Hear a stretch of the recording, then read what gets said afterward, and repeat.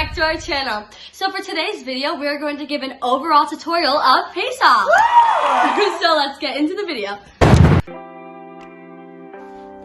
So the night before Erev Pesach, we do something that's called Bedikat Chametz. We use a feather, a candle, and we use a broom and dustpan. As you can see, Shir is looking for chametz, and look what she found, a donut on the table. Woo! And look what she found in the corner, 2 pieces of bread, blah blah chametz. It's the morning of Pesach. It's time to go burn my chametz. Die, chametz, die. And those are some of our preparations for Pesach. Koshering on Erev Pesach. Ideally, all koshering should be completed by the end of the 4th halachic hour. If one forgot to kosher before this time, he may kosher the vessel until candle lighting time on Erev Pesach with the following condition. The vessel did not come into contact with anything hot, whether kosher lePesach or not, within the past 24 hours. In the event the vessel came into contact with something hot within the past 24 hours, or if one requires koshering of a chametz vessel on Pesach, a Rav should be consulted. All firstborn males, whether from the father or mother, must fast on Erev Pesach. A father must fast in place of his firstborn child, who is between the ages of 30 days and bar mitzvah. The custom is to end the fast early by partaking in a siyam. Laundry, dry cleaning, haircuts, and shaving. In general, these 4 activities may not be performed after Chatzos on Erev Pesach or during Chol HaMoed. However, after Chatzos on Erev Pesach, one may ask a non-Jew to perform these tasks. Letzorach HaMoed. Now we're moving on a bit forward to the steps of the Seder plate. Also, I just noticed you didn't like this video, so go like and subscribe. This is a chicken bone. I hope you're not vegetarian. The reason we eat this on Pesach is because it reminds us of the Pesach karbanos that we used to give to the Beit HaMikdash. A hard-boiled egg. This hard-boiled egg reminds us of the festival offering to the Beit HaMikdash. Our lovely maror. This maror, it's not so lovely actually. It actually reminds us of the Salty times and sad times in Egypt. This is charoses. It resembles clay and bricks, and it reminds us of how we were forced to work as slaves in Egypt. This is a potato. It's for karpas. You can use celery if you want, and you dip it into salt water because it reminds us of our bitter tear that we shed in Egypt. I look like this in the morning. She does.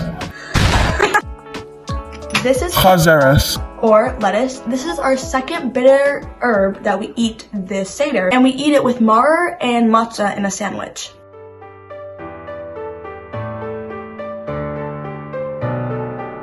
Kadesh is like the opening to the Seder.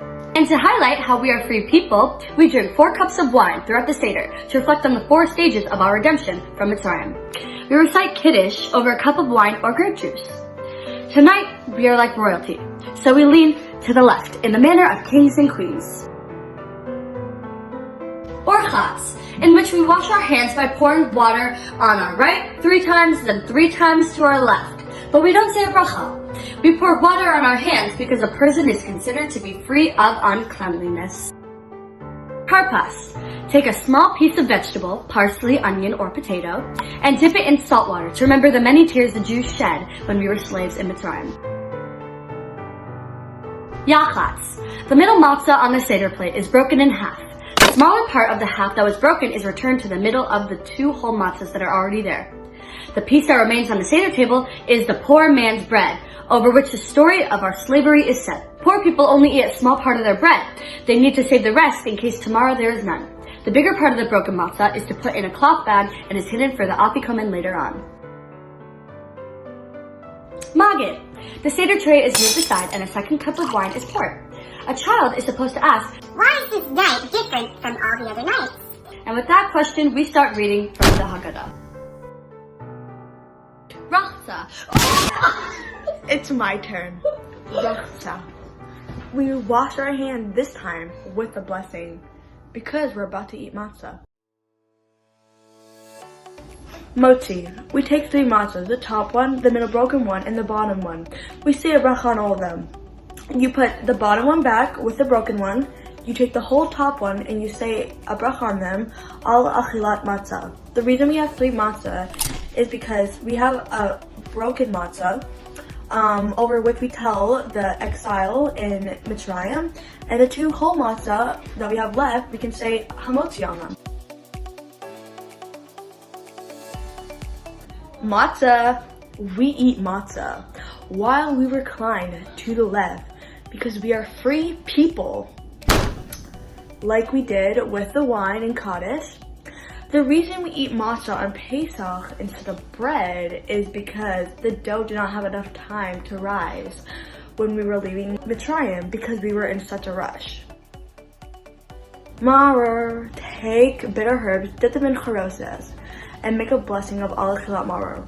Eat without reclining. We eat maror because to recall the bitterness that we experienced in Mitzrayim. Karech. Break off 2 pieces from the bottom matzah, fill it with maror and lettuce, and make a bracha, and eat it in a sandwich while leaning to the left. We eat it in a sandwich because in Yerushalayim, the Jews had to eat 3 key items on Pesach: the lamb offering, the matzah, and the maror. The great sage of Hillel popularized the practice of eating all 3 items together in one sandwich because the commandment of the Torah literally states you should eat it, the paschal lamb, upon matzah and maror. Today we don't have a lamb because we don't have a Beit HaMikdash anymore, so we can't have a karbonos. So instead we eat matzah wrapped together with maror. Also, our great Hillel said karach literally means wrapping. Shulchan Aruch. Pesach dinner is now served. Some people start off their meal with a hard-boiled egg because it symbolizes mourning. We mourn that we no longer have the Beit HaMikdash in Yerushalayim and can no longer bring the lamb as a sacrifice. Tzafun. After we finish our dinner, tzafun means hidden because the afikomen is hidden. We take out the afikomen and we all eat some of it. And we should eat it reclining and before midnight. After the afikomen, we should not eat or drink, only the 2 remaining cups of wine. The afikomen symbolizes the lamb, which our ancestors ate at the end of their Pesach Seders. Borech. A 3rd cup of wine is filled, and after finishing the afikomen, we recite Birkat Hamazon. After Birkat Hamazon, we recite the blessing over the 3rd cup of wine while reclining. We pour an additional cup of wine for Eliyahu Hanavi, and for ourselves to we open the door and recite the passage inviting Eliyahu Hanavi, the sign of coming of Mashiach. Hallel. In Hallel, we sing praises to thank God for bringing us out of Egypt and choosing us as His people. After saying Hallel, we again recite the blessing over wine and drink the 4th cup while reclining. Nitzach. At the end of the Seder, we sing extra songs of praise to Hashem, to call attention to Hashem, who is supreme over all of His creations. Finally, we reveal our hopes, and then we say a prayer of L'Shana Haba Yerushalayim, next year in Yerushalayim. Yaakov and his brother came down to Egypt to be close to Yosef because he was second in command of Pharaoh. When they went down there, Bnei Israel grew. Yosef passed, and a new king arose over the Jewish people who did not know Yosef. And he was scared that Bnei Israel was stronger than them, so he came up with a plan to make them lesser than them. His plan was to have the Jews enslaved under the Egyptians, so the Jewish people had to work for the Egyptians and do whatever they wanted them to do. But the Jews kept on growing. So Pharaoh decided that all Jewish baby boys that were born were to be thrown in the Nile. Yocheved gave birth to her son Moshe. She hid him for 3 months because he was born early. But eventually she had to give him up, so she made a basket for him and put him in the Nile. Pharaoh's daughter went out to the Nile to bathe. Then she saw the floating basket. So she reached out, took the basket, opened up the lid, and saw a crying baby. She knew it was Jewish, but she had compassion for the child. She named the child Moshe because she drew him out of the water. The whole time, Miriam was hiding behind a bush to see what would happen to her baby brother. She went out of her hiding place and approached the princess and told her she will bring her a Jewish nurse, which was Yocheved, Moshe's mother. And Basia told Yocheved to take care of him until he does not need nursing anymore. When Moshe grew older, he is returned to the palace, where Paro's daughter raises him like a son. When Moshe is older, he realizes that the Jewish people are his brothers, and he is appointed as leader, and his brother Aaron as his spokesman. And they go up to Paro and ask him to let the Jews go. Paro refuses, so Moshe goes to Hashem. So Moshe went to Hashem, "Why are you doing this to my Jewish people?" And Hashem said, "Now you shall see what I will do to Paro, for with a strong hand he shall let them go, and with a strong hand he shall drive them out of his land." Moshe and Aaron came multiple times to Paro to tell him to let his people go. But Paro refused every time, so Moshe warned him that the plagues are coming to Egypt.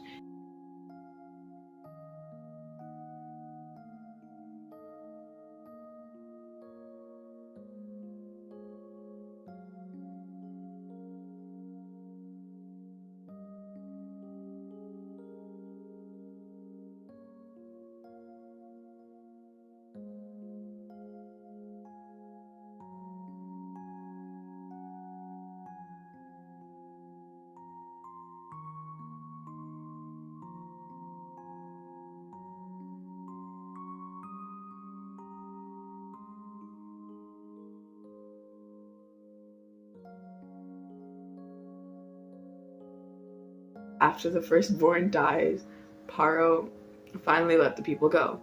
And since they were in such a rush, their dough did not rise, and it turned into matzah.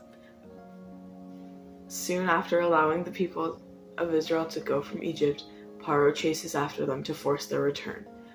And Bnei Israel finds themselves trapped between Paro's armies and the Red Sea. Hashem tells Moshe to raise his stick over the water. The sea splits to allow them to pass through, and then closes over the pursuing Egyptians. Moshe and the children of Israel sing a song of praise and gratitude to Hashem.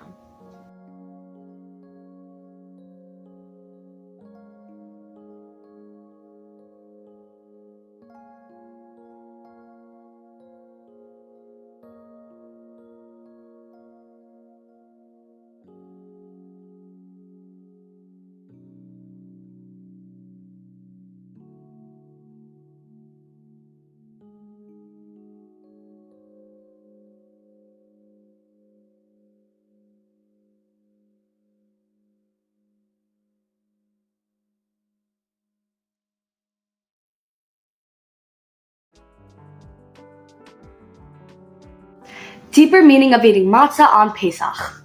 The significance of matzah may be understood by comparing it to chametz. Chametz, which becomes bloated as it rises, symbolizes self-inflated egotism and pride. Matzah, which remains flat and unpretentious, reflects selfless humility. This concept is also reflected in the Torah's description of matzah as poor man's bread. A poor man is humble and free of arrogance. Eating poor man's bread reduces our selfish tendencies. This finds expression in the halacha. There is no question of chametz in matzah ashira, rich matzah made of flour and liquids other than water, example, egg matzah. Nevertheless, it cannot be used to fulfill the mitzvah of eating matzah.